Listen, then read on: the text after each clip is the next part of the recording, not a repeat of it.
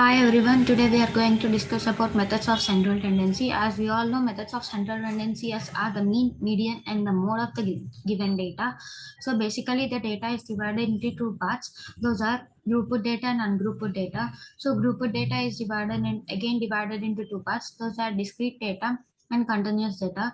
So let us go through some of the formulas of mean, median, mode of different kinds of data, and also see the demerits and merits of the measures of central tendencies.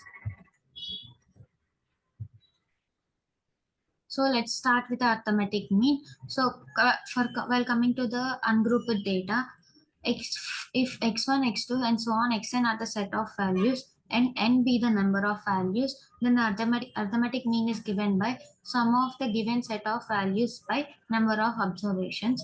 So for group data, we use the frequency distribution for grouped data for calculating the mean. So x bar 1, which we use it to represent the arithmetic mean. So here the formula would be x bar equal.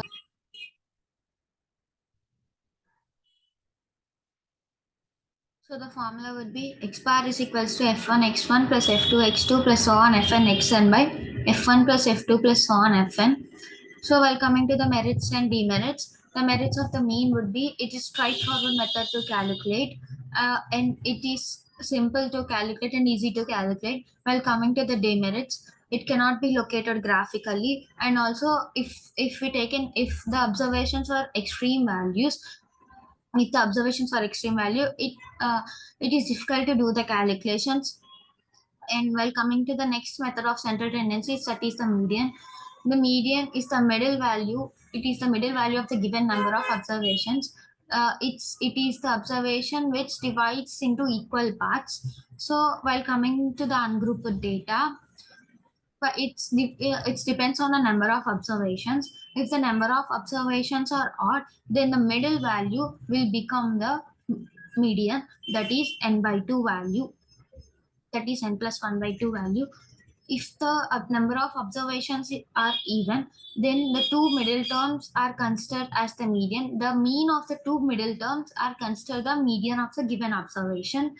So while coming to the for ungrouped data, in case of frequency distribution, that is in case of discrete frequency distribution, we'll calculate the n by 2 value, that is n denotes the sum of the frequencies. So if the corresponding cumulative frequencies is just greater than n by 2, then the corresponding x value for the cumulative frequency would become the would become the median of the given data. While coming to the continuous frequency distribution, there will be a formula, that is median is equals to L plus n by 2 minus Cf by f into h, where L will be the lower limit of the median class, f is the frequency of the median class, Cf be the cumulative frequency, and h be the width of the median class. So while coming to the merits and demerits of the central tendency, that is median class, it can, like mean, the median cannot be influenced by the extreme values, and it is easy to understand and compute. So it is suitable for several distributions. While coming to the demerits, it ignores the exact values of the data points, and it's less sensitive to changes that we made in the data or observations. So while coming to the next central tendencies, that is the mode. Simply we can define the mode as the frequently repeated data or frequently most repeated data in a set of observations. So while coming to the for ungrouped data, first we have to arrange the given observations in the ascending order or the descending order, and then we should identify the value which is the most repeated times in the frequency, and the observation with the highest frequency will become the mode. Like the corresponding value for the frequency which is repeated the more number of times would become the mode of the given data in case of ungrouped data. While coming to the grouped data, it will be the two parts, the discrete frequency distribution and continuous frequency distribution. While coming to the discrete frequency distribution, mode is the value of x corresponding to the maximum frequency. We can understand briefly while doing any problem. Continuous frequency distribution, we have the formula like mod is equals to L plus F minus F1 by mod F minus F1 plus mod F minus F2 into H, where L becomes the lower limit and H is the width of the class, F is the frequency of the model class, F1 be the preceding frequency of the model class, and F2 be the successive frequency of the model class. So while coming to the merits and demerits, as we see before, it is not affected by the extreme values and it is suitable for normal and categorical data and represents most frequent values in dataset. So while coming to the demerits of the mode, it's not always unique. We can have multiple modes, like not only single value, we can get two or more values as a mode, and may not provide good measure of central tendency if the data are spread out and ignores the actual values of the data. So, while coming to the problems, let's see a problem regarding the ungrouped data. So here the problem is there is a high school with two cricket teams. Those are the junior team and the senior team. The junior team consists of the 17 players and the senior team consists of the 16 players. So the mass of the each player is mentioned as shown here. So we have to solve the questions given here based on the given data. So let's see the questions. The first one is what is the mean mass of the senior team and junior team? So we have to calculate the mean. So we have to calculate the mean.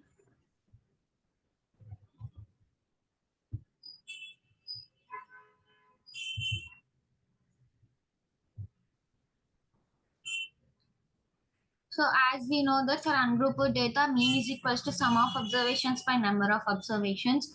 So we'll sum all the observations given and we'll apply the total number of observations. As we see it, for calculating the mean of the junior team, the total number of observations is 17 and the sum of observations is 924. Then the mean becomes 54.2 kgs. So while coming to the mean of the senior team, the total number of observations are 16 and the sum of observations will become 1125. So the mean is 70.31. While coming to the next question, that is median of the senior team and junior team. So as we know that the median is the middle value, where the distribution is divided into two equal parts. While coming to the number of, but it is based on the number of observations. So as we see here in senior team, the number of observations are 16, so it is even. Then the median would be the mean of the middle two values. The middle two values are 68 and 70, so the median would become 69. And while coming to the junior team, the first we have to arrange the observation in the ascending order. Here we are else in descending order. Here we did in ascending order. So the number of observations is 17. So the median would become the middle value, that is 52. While coming to the mode, the mode for the senior team. So here first we have to arrange it in either in ascending order or in descending order. So here I have taken in ascending order. After arranging in ascending order, we have to check what value is repeated most number of times. So as we see here, the value 62 is repeated 4 number of times.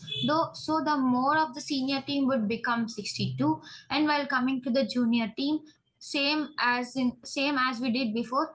Here first we arrange the given observations in ascending order. So and here as we see here, the 64 is repeated 3 times. So the mode would become 64 as it appears the most often. So this is an example of the ungrouped data. So while coming to the grouped data, so let us go through a question, that is they have given the frequency distribution and we have to calculate the mean, median, mode of the given following frequency distribution. So they have given age and the number of students. So let us consider this. And here we have considered the age as class intervals. So this is an continuous distribution, as we have two types in a grouped data. So here we see we have written the class intervals and the frequencies, and then we have written the xi values. The xi values would be the middle value of class intervals, that is lower limit, that is average of the lower limit and upper limit. So next we have to calculate the mean. So as we know, for the continuous distribution, the mean would be based on the frequency distribution. So the formula would be sigma fi xi by sigma fi, where the sigma fi xi are sum of all the values in sigma fi xi, and sigma fi is the sum of frequencies. So we listed the fi in the table, and so that we can easily calculate, so we can perform the calculation easily. So as we see here, the mean would be 54.72, and as we know, as we discussed before, the median for the continuous distribution would be L plus n by 2 minus Cf by f into h. So here n denotes the sum of the frequencies, that is 542. So n by 2 would be 271. For calculating the no, first we need to find out which one is the median class. For that we need to calculate the n by 2. So n by 2 would be 271. So the 271 is, so the in cumulative frequency column, the 349 is the one which is greater than 271. So it becomes the median class. So the lower limit will become 50. So L would be 50, n by 2 is 271, and the cumulative frequency, and the PCF, and the PCF is the one preceding cumulative frequency of the median class. So it will be 196, and f is the frequency of the median class, that is 153. So we do perform the calculation here. The median will be 54.9. And coming to the mode, as we discussed before, for continuous distribution, the mode is the L plus f minus f1 by mod f minus f1 plus mod f minus f2 into h, where L is the lower limit of the mode class. So f is the preceding of the f is the frequency of the median mode class. As we discussed before, the mode class would be the one with the class interval the 50 to 60. So frequency would be f153. So the successive the successive frequency, that is 140, that is we denoted with as a f, that we denoted with as f2. And the precedence the precedence frequency class, that is denoted with f1, is 132. As we do perform the calculation, the mode would be 56.176. So this is for the group data and for continuous distribution. So let's see an example for group data, that is discrete distribution. They have given the x and f values. So for calculating the mean, we need to perform sigma fi by sigma fi xi by sigma fi, where the sigma fi is the sum of the frequency values. By performing the calculation, we will get mean value as 6.97026. And while coming to the median, the n, first we have to calculate the n by 2 value, where n is the sum of the frequencies. So n by 2 will become 134.5, where 156 is greater than 134.5. It will become the median class, that is the value of the median class where the xi value is 7. So the median will become the 7. So while coming to the mode, the highest frequency in the given table is the value 45. The corresponding x value for the 45 with the 45 frequency is 10. So the mode will become 10. So these are the methods of central tendencies and the merits and demerits we have discussed before. And thank you.